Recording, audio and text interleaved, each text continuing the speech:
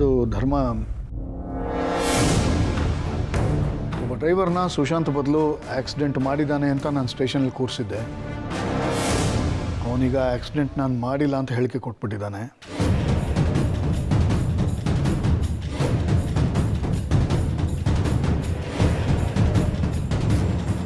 ಪೊಲೀಸವರು ಅವನ್ನ ಅಪ್ರೂವರ್ ಅಂತ ಮಾಡಿದ್ದಾರೆ. ಸೊ ಈಗ ಕೇಸು ಮತ್ತೆ ನಮ್ಮ ಸುಶಾಂತನ ತಲೆ ಮೇಲೆ ಬಂದರೂ ಬರ್ಬೋದು.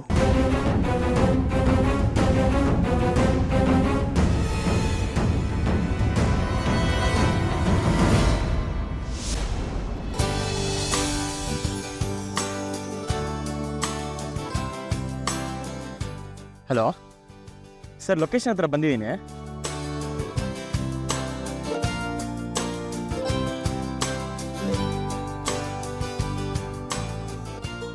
ಕೊಡಿ sir. Have A nice day.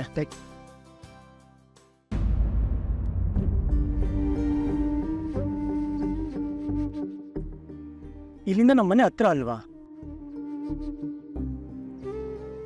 ಮನೇಲಿ ಎಲ್ರು ಏನು ಮಾಡ್ತಿರ್ಬೋದು? ಮಗ ಇಲ್ಲೇ ಓಡಾಡ್ತೀನಂತ ಗೊತ್ತಾದರೆ ಅಮ್ಮ ಏನು ಅನ್ಕೋಬೋದು? ನನ್ನ ಬಗ್ಗೆ ಯೋಚನೆ ಮಾಡ್ತಿರ್ಬೋದಾ? ಒಂದ್ಸರಿ ಯಾಕೆ ಮನೆ ಹತ್ರ ಹೋಗಿ ನೋಡ್ಕೊಂಬರ್ಬಾರ್ದು?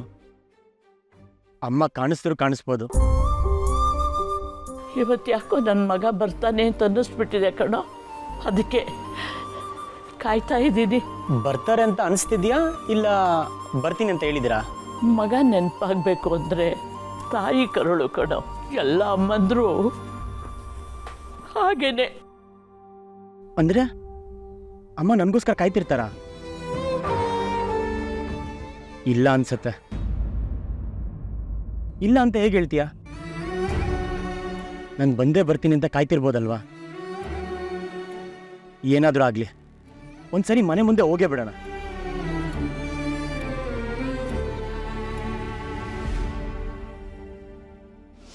ಜಯಕ್ಕ, ಹಾಗನ್ಬೇಡಿ. ನಾನು ಇಲ್ಲಿಗೆ ಬರಬೇಕು ಅಂತ. ಸಾಕು, ಸುಮ್ಮನೆ ಇರಮ್ಮ. ನಾರ್ಮಲ್ ದಿವಸಗಳಲ್ಲಿ ಅರ್ಧ ನಿಮಿಷ ಲೇಟ್ ಆದ್ರೆ ಗವರ್ಮೆಂಟ್ ನಡೆಯಲ್ಲ. ಅಂಥದ್ರಲ್ಲಿ ಇವತ್ತು ಲೋಡ್ ಡಿಸ್ಪ್ಯಾಚ್ ಇತ್ತು, ಆದ್ರೂ ಸೀರಿಯಸ್ನೆಸ್ ಇಲ್ಲ ನಿನ್ಗೆ. ಲೇಟಾಗಿ ಬಂದಿದ್ಯಾ? ನಿನ್ನ ಹತ್ರ ಇಷ್ಟೊತ್ತು ಮಾತಾಡ್ತಿರೋದೇ ಹೆಚ್ಚು. ದಯವಿಟ್ಟು ಹೊರಡಮ್ಮ.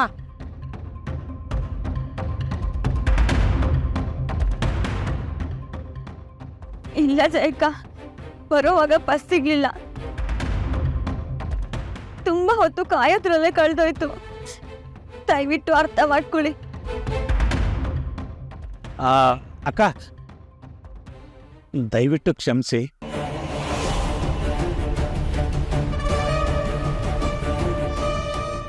ಇವಳ ಪರವಾಗಿ ನಾನು ಕ್ಷಮೆ ಕೇಳ್ತೀನಿ.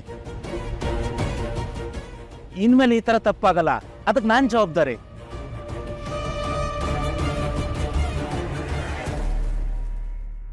ಇನ್ನೊಂದ್ಸರಿ ಈಗ ಆಗದೆ ಇರೋ ಥರ ನಾನು ನೋಡ್ಕೊತೀನಿ. ಇವಳಿಲ್ಲೇ ಕೆಲಸ ಮಾಡಬೇಕು ಅಂತ ನನಗೆ ಆಸೆ. ದಯವಿಟ್ಟು ಇಲ್ಲ ಅನ್ಬೇಡಿ.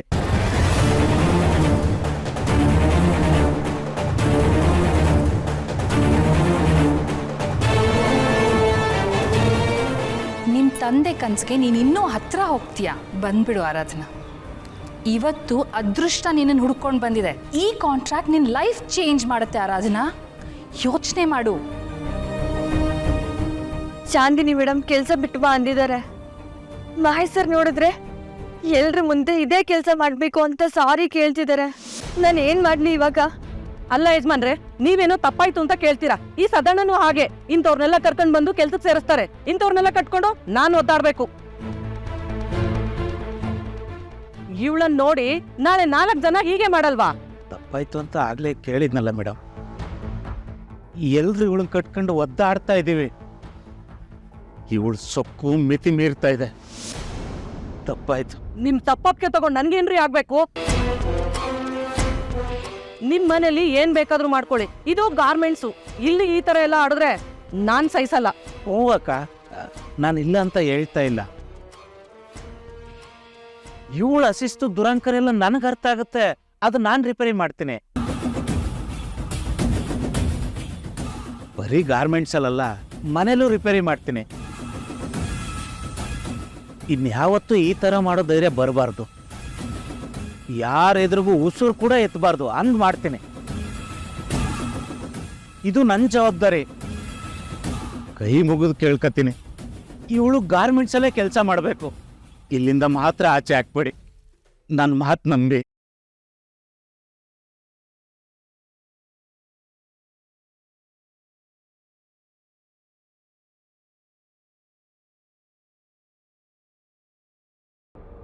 ನಮ್ಮ ಕಡೆ ಡ್ರೈವರ್ ಅಪ್ರೂವರ್ ಆಗಿರೋದ್ರಿಂದ ಪೊಲೀಸವರು ಸುಶಾಂತ್ನ ಇನ್ನಷ್ಟು ಜೋರಾಗಿ ಹುಡುಕ್ತಾರೆ.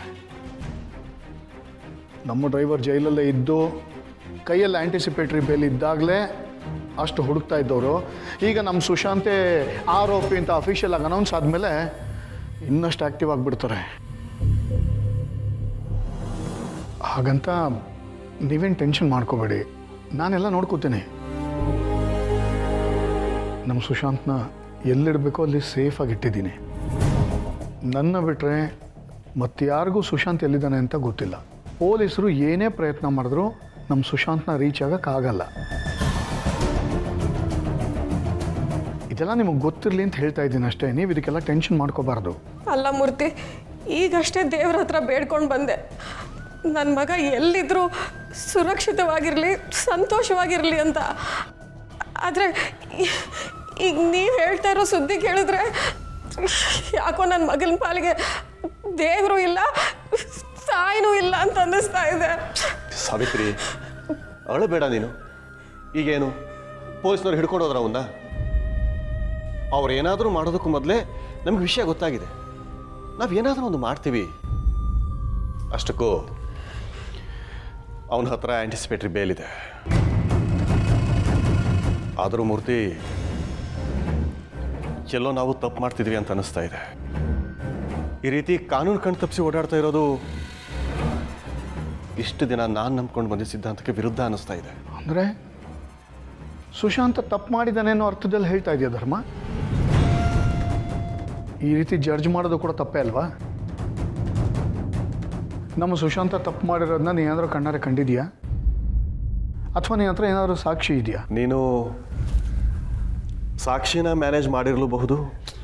ಧರ್ಮ, ನಾನು ಯಾವುದೇ ಸಾಕ್ಷಿ ನಾಶ ಮಾಡಿಲ್ಲ. ಸುಶಾಂತ್ ಹೆಸರು ಹಾಳಾಗದೇ ಇರೋ ಥರ ಪ್ರೊಟೆಕ್ಟ್ ಮಾಡ್ತಾ ಇದ್ದೀನಿ ಅಷ್ಟೇ. ಪೊಲೀಸರ ಹತ್ರನೂ ಅವ್ರ ವಿರುದ್ಧ ಯಾವುದೇ ಸಾಕ್ಷಿ ಇಲ್ಲ, ನಮ್ಮ ಹತ್ರನೂ ಇಲ್ಲ. ಜಗತ್ತೇನು ಬೇಕಾದ್ರೂ ಹೇಳಿ, ಸುಶಾಂತ್ ನಮ್ಮ ಮನೆ ಮಗ, ನಮ್ಮ ಹುಡುಗ. ನಾವು ಅವನ ಜೊತೆ ನಿಲ್ಲಬೇಕಾಗತ್ತೆ. ಅದರಲ್ಲೂ ಅವನು ತಪ್ಪು ಮಾಡಿಲ್ಲ ಅಂತ ಗೊತ್ತಿರುವಾಗ ನಾವು ಅವನ ಜೊತೆ ಇನ್ನಷ್ಟು ಸ್ಟ್ರಾಂಗ್ ಆಗಿ ನಿಲ್ಬೇಕಾಗತ್ತೆ. ಅಲ್ಲ ಮೂರ್ತಿ, ಈಗ ನನ್ನ ಮಗ ಎಲ್ಲಿದ್ದಾನೆ?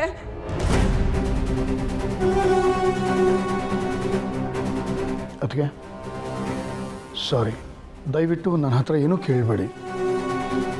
ಸುಶಾಂತ್ ಎಲ್ಲಿದ್ದಾನೆ ಅನ್ನೋ ವಿಷಯ ನನಗೆ ಮಾತ್ರ ಗೊತ್ತಿದೆ. ಆ ಗುಟ್ಟು ಹಾಗೆ ಇರಲಿ. ಸರಿ ಮೂರ್ತಿ, ಅವನೆಲ್ಲಿದ್ದಾನೆ ಅಂತ ಹೇಳಬೇಡಿ. ಆದರೆ ಅವನು ಎಲ್ಲಿದ್ದಾನೋ ಆ ಜಾಗನಾದರೂ ಬದಲಾಯಿಸಿ.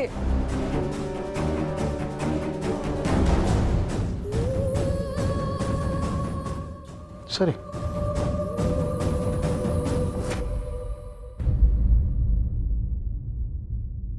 ರೀ, ನನಗೆ ಸತ್ಯ ಏನು ಅಂತ ದಯವಿಟ್ಟು ಹೇಳಿಬಿಡಿ. ನಾನು ಟೆನ್ಷನ್ ಮಾಡ್ಕೋತೀನಿ ಅಂತ ನೀವು ನನಗೆ ಸುಳ್ಳು ಹೇಳಿಬಿಡಿ. ನೀವು ಸುಳ್ಳು ಹೇಳಿದ್ರೆ ನಂಗೆ ಟೆನ್ಷನ್ ಹೆಚ್ಚಾಗುತ್ತೆ ರೀ. ನಿಜ ಹೇಳ್ರಿ, ನನ್ನ ಮಗ ನನ್ನಿಂದ ದೂರ ಆಗಲ್ಲ ಅಲ್ವಾ? ಇಲ್ಲ ಸಾವಿತ್ರಿ, ಯಾಕೆ ದೂರ ಆಗ್ತಾನೆ ಹೇಳು? ಈಗಿರೋ ಸಿಚುವೇಶನಲ್ಲಿ ಪೊಲೀಸ್ನವರು ಅವನನ್ನು ಅಷ್ಟು ಸುಲಭವಾಗಿ ಅರೆಸ್ಟ್ ಮಾಡೋದಕ್ಕಾಗೋದಿಲ್ಲ. ಹೆಚ್ಚೆಚ್ಚು ಅಂದರೆ ನೀನು ಅವನ್ನ ಮೀಟ್ ಮಾಡಲಿಕ್ಕೆ ಮೊನ್ನೆ ಮಾರ್ಕೆಟ್ಗೆ ಹೋಗಿದ್ದಲ್ಲ, ಅಲ್ಲ ಆಗಿದ್ದ ಥರನೇ ಅವನ್ನ ಅರೆಸ್ಟ್ ಮಾಡೋದಕ್ಕೆ ಪ್ರಯತ್ನ ಪಡ್ತಿದ್ದು ಅಂತ ಡ್ರಾಮಾ ಕ್ರಿಯೇಟ್ ಮಾಡ್ಬೋದು ಅಷ್ಟೇ.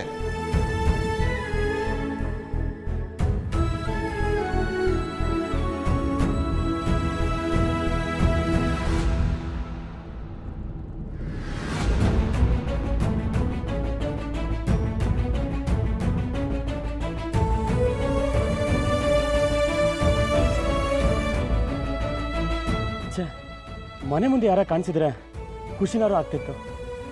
ಆದರೆ ಯಾರು ಇಲ್ವಲ್ಲ. ಯಾರ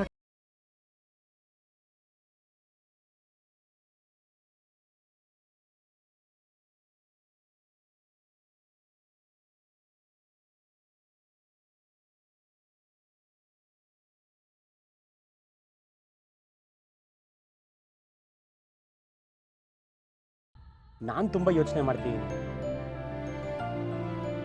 ಆದರೆ ಮನೆಯವ್ರು ಯಾರು ನನ್ನ ಬಗ್ಗೆ ಯೋಚನೆ ಮಾಡ್ತಿಲ್ಲ ಅನ್ಸುತ್ತೆ. ನನ್ನ ಮಿಸ್ ಕೂಡ ಮಾಡ್ತಿಲ್ಲ ಅನ್ಸುತ್ತೆ.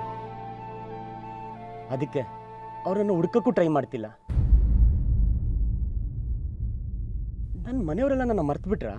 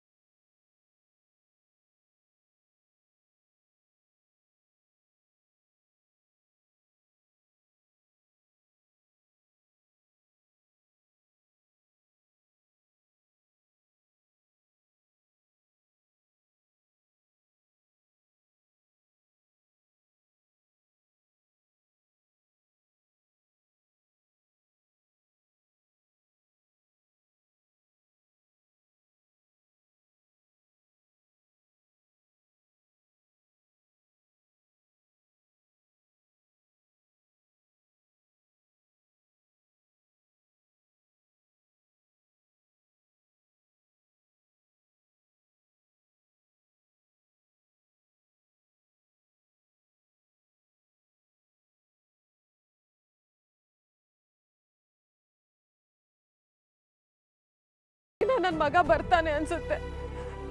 ಇವತ್ತು ಹಾಗೆ ಅನ್ನಿಸ್ತು. ಅದಕ್ಕೆ ಓಡ್ಕೊಂಡು ಬಂದೆ. ಆದ್ರೆ ಇಲ್ಲಿ ನೋಡಿದ್ರೆ ನನ್ನ ಮಗನೇ ಬಂದಿಲ್ಲ. ನನ್ನ ಮಗ ಈಗ ಬರ್ತಾನೆ, ಓಡ್ ಬಂದು ನನ್ನ ಅಮ್ಮ ಅಂತ ತಪ್ಕೋತಾನೆ ಅಂತ ಅನ್ಸುತ್ತೆ. ಆದ್ರೆ ನನಗೆ ಅದೃಷ್ಟ ಇಲ್ಲ ಅಂತ.